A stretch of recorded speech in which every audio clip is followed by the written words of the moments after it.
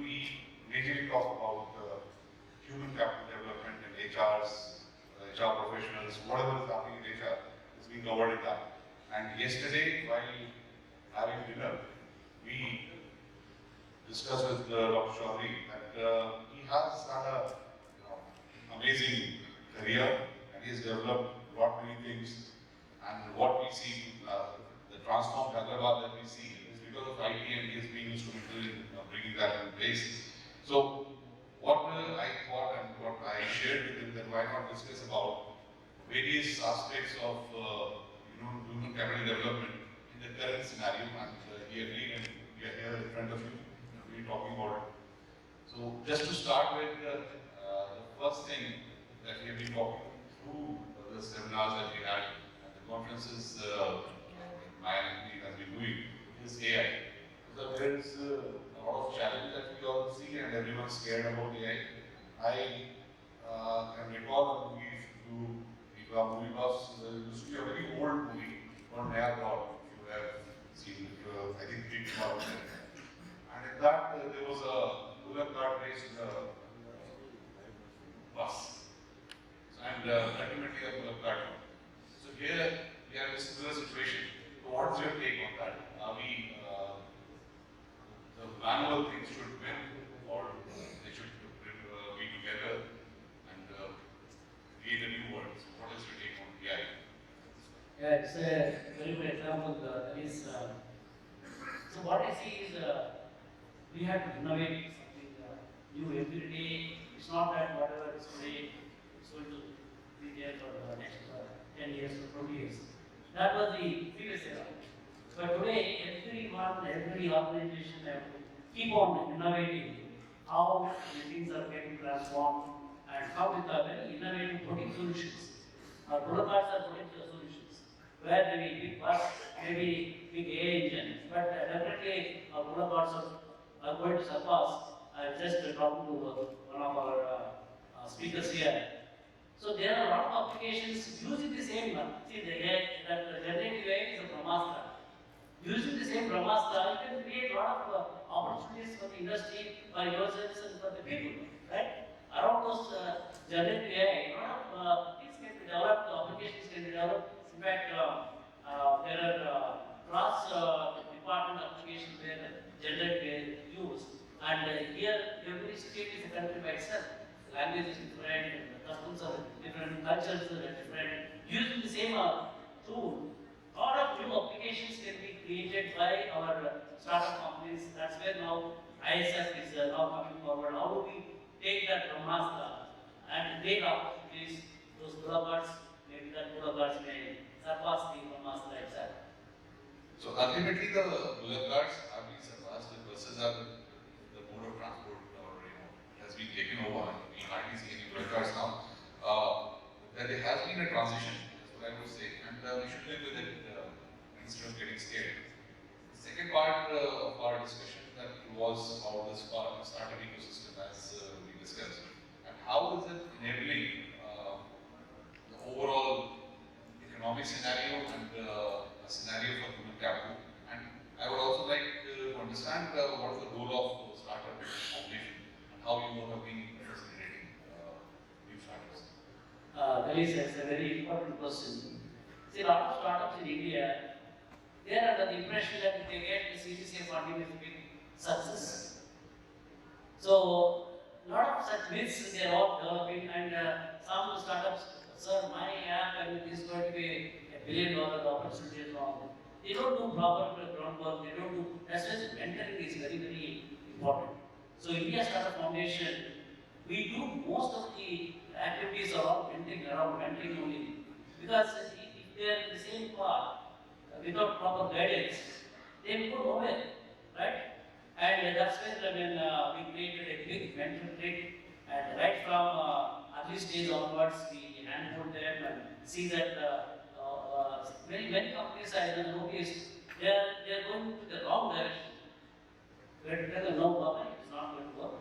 Instead, when you look at these opportunities, and fortunately, we have many mentors who are doing the free mentoring. None of our mentors are demanding any money. And also, I realized I thought the real estate people and the pharma industry people, they don't invest in technology companies. Surprisingly, all these people who are into real estate, who used to earlier invest in land and the buildings and all that, they came to our conference. And on first day of the conference, 150 term sheets were signed by them for a real estate startup. 150. Nowhere in the world it happened. So that means there are people who wants to help these startups. Only we have to bring them together as a family and make them understand it's an important nation building activity that all of us have to think through. It's not that we are investing in this company and want to get good returns out of that thing. And also we want to reverse the Silicon Valley model. What is Silicon Valley model of investments in the startups? There, only 1 out of 10 companies are successful as per their formula. We want to reverse. Why not we make 9 startup companies to succeed out of 10 by continuously mentoring them, see that their problems, how to take them to the markets. In fact, what we're doing that is these 30 companies were selected by us. Not only we enabling the local market access, but all of them, sir, we are looking at international market access, but with the funds that what we have, we can't go to those markets. So what we have decided, next year, in 2024, we are taking all these 20-30 companies to Sydney, Auckland, and Singapore, Belgium, Paris, London, New Jersey, Dubai, all these places where we're going to run Indian startup. We now made as an international startup foundation because they have asked when we were having discussion with the Sydney startup. So what is that we are getting out of this conference? We make it Indian startup festival only meant for the Indian startups to be benefited. Then I realized what they are looking for. They are all looking for India is a very big market, but they don't have any clue how to get into that India market. So that's when I thought, let us make this India Startup Foundation to International Startup Foundation. Now we want to take those companies, those startups in Sydney, also provide the market access to India because India believes in Vasudhaiva Kutumbakam. Whole world is one family. So we are looking at that kind of organization. That's the International Startup Foundation, the one which is like a Vasudhaiva Kutumbakam for startups. Okay, that's the second aspect, this is a question that we discussed, but I'd like to improvise on that. As the scenario is changing, earlier, like in the times when I come from and I was in my academic institution in my degrees and all, the focus was majorly on getting a job and you got to reach some other country at some point in time. That was the focus, especially I come from the nation.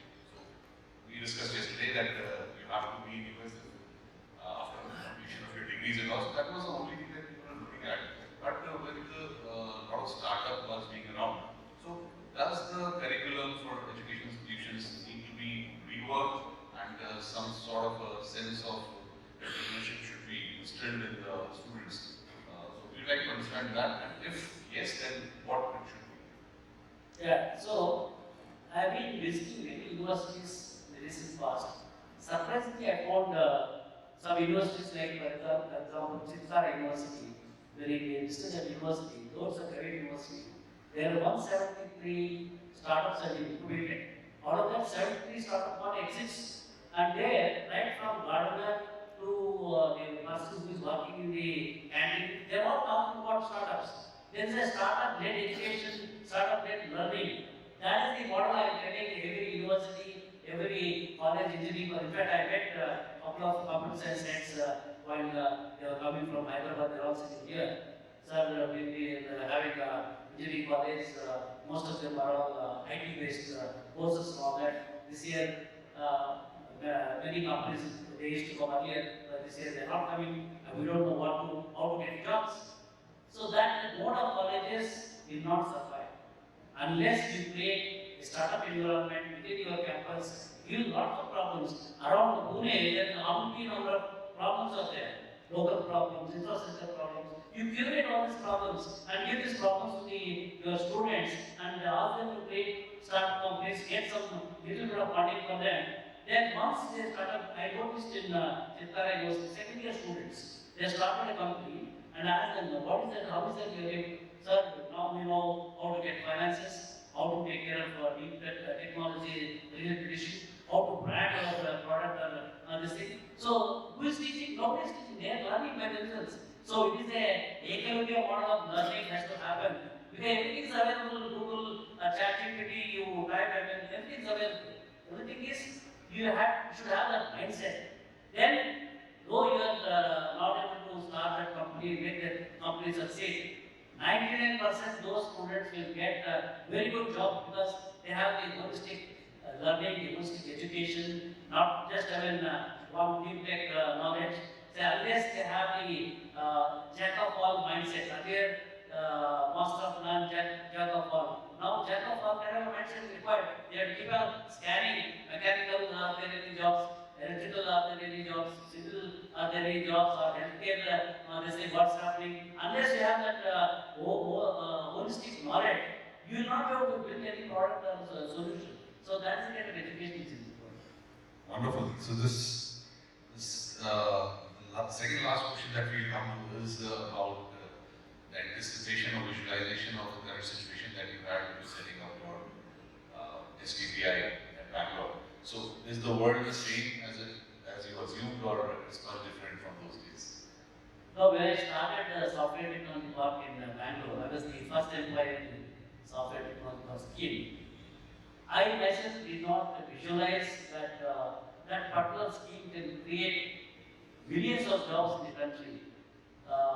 You all know that during the license launch in 70s and 80s, to get a import license for a computer, it used to take 1 year.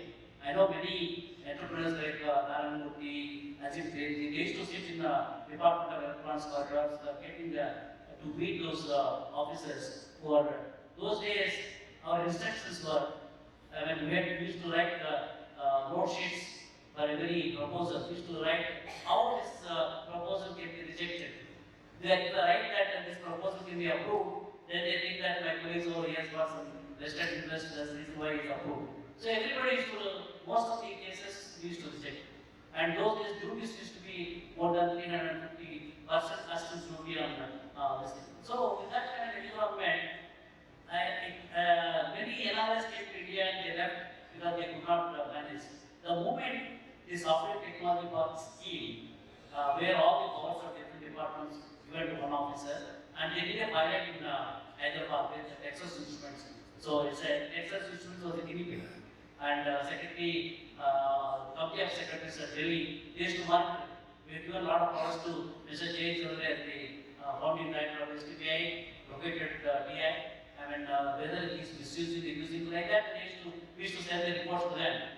And even myself, I did not visualize that time. That particular initiative of Government of India can create millions of opportunities. Today we are talking about India $1 trillion economy and all that. It's all IT led. IT has created all these opportunities. Not only in India, our people went to different countries. You go to any country, the Indians are there in that country because of IT, not because of other earlier only doctors used to go. You go to any country today, you can call out the world. So IT has brought that kind of a visibility and branding. Even I myself was, I could not visualize that that would bring that change. But only my worry is, though last 30 years we created so many millions of jobs through the IT services and all that, with this new technology like generative AI, what will happen to all that? So that's my new worry. What is that we need to do? STPI to make sure that our the people who are youngsters who are coming out of institutions, how we can improve them, how they can create new boulevards with the ChatGPT and cross over all the borders. That's my worry. Hope they don't manifest. I think this is a great country. Something will manifest. We'll manage it somehow. And coming to the next one, what is the current passion that you have? We are sitting in Pune right now, and Pune is a place where a lot of farming is being done, and the government is being promoting it. I have been a part of something called India Food Expo and flower and plant exhibitions in Pune, and they have been doing phenomenal work. And your passion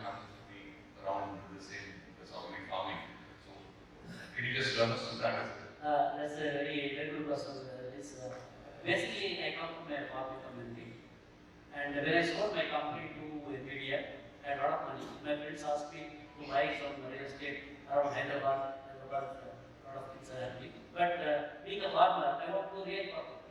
So I went to my village, acquired about 500 acres, and I wanted to organic farming.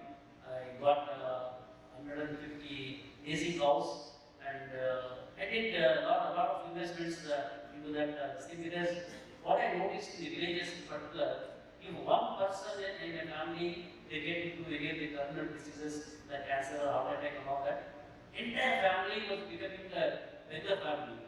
It happened to some of my relatives who had 30-40 acres of land. One person got cancer, and they admitted him in one of the corporate hospitals in Bangalore.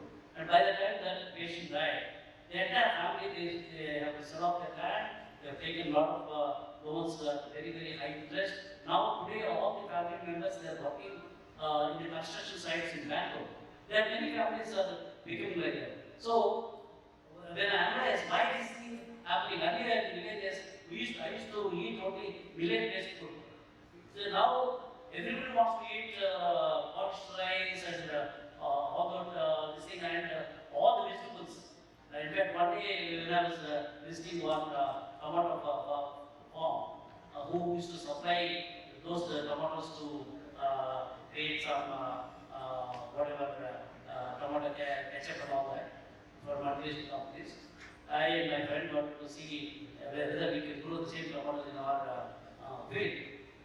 Tomatoes were really good and good quality, good color. And I was about to eat one tomato by cleaning that tomato with my bottled water. That farmer came ready, sir, don't do it. Hey, what's the problem? No, I'm cleaning with water and I can eat this tomato. No, sir, we are applying 10 times powerful pesticides. This pesticide on inside. We don't eat any of this. Then why are you producing? Sir, without doing that, the economy is not worth. We will not survive as a farmer. That's the reason why they wanted this color, this size, and all that. Unless we do that, and that kind of vegetables we are eating, that will be very poison. That's the reason why my current passion is how do we create safe food at the same cost as the other food. Because today, the moment you say it's an organic product, they are chatting with the price. Can we produce these organic products and natural foods at the same cost? So that's the project. I donated my land, whatever land I acquired after selling my company NVIDIA. I donated that land to a such trust. Now they are bringing 2 universities, for Agri-Tech University and Food Technology University, and they're going to have a seed bank and cement bank. And all those things are happening, and we are going to create a lot of agripreneurs and also food technology preneurs in the same campus. So my interest is using that. Can we produce a large number of processed natural food at the same cost, so that many people instead of eating poison, they can eat safe food, so that they don't have to get into the hospitals and spoil their health and all that. That's my current passion. Hopefully I'll be able to succeed in this.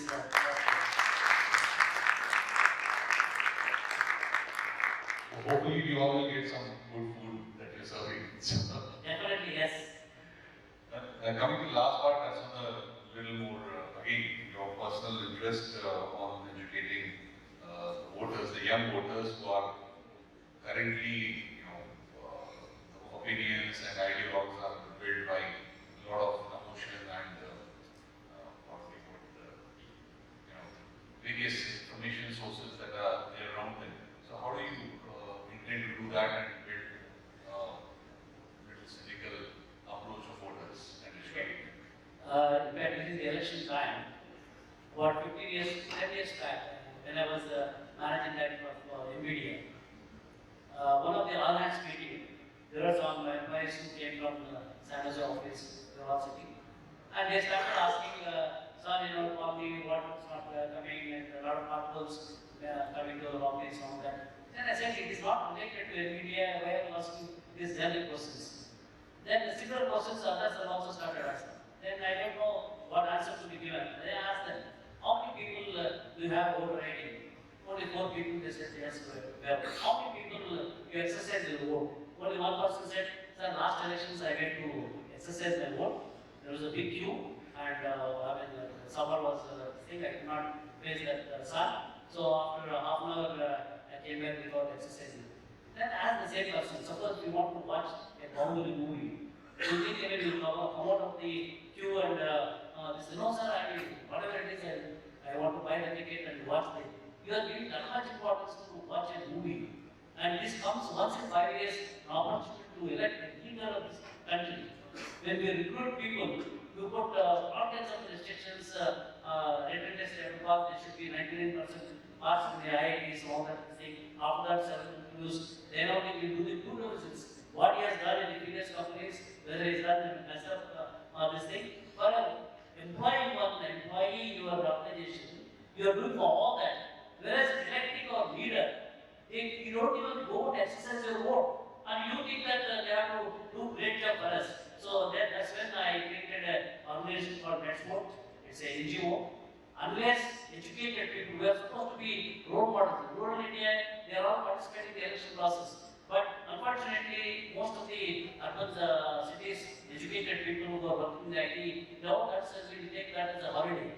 So literally, we used to take the application to all the IT companies in Hyderabad and get them voter ID card, and we ran several walkathons and all that other thing to make sure that educated people, because at least you out of 10 people, suppose all the 10 people are rogues and all that, there is a provision given by the election commission called nota. If you don't find any good people, you go for nota. If the election commission sees that more votes are given nota, they will cancel that election. But we are not doing that. We are not even we are giving all kinds of reasons. And today, one more big thing which is happening.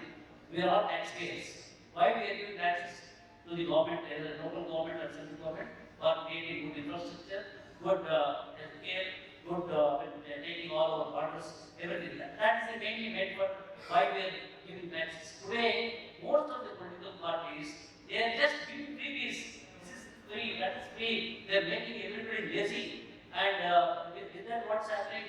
There's no money. Suppose state budget is X, they give 10x freebies. So how the government is going to run? How the basic infrastructure is going to be created? We are not asking. Everybody is afraid. I don't know why they are afraid. Because our money, we are giving it as in terms of taxes. Why can't we raise that issue? You cannot give the freebies beyond X percentage. That is meant for these things. So unless we start questioning these things, otherwise we are only creating a mockery of democracy, and the kind of money that people are giving for buying the votes and all that. This is not good for the country. Everybody has to stand up, and we have to create a good, healthy democracy. There only this nation will march forward. I request all of you to participate in this coming election by exercising your vote.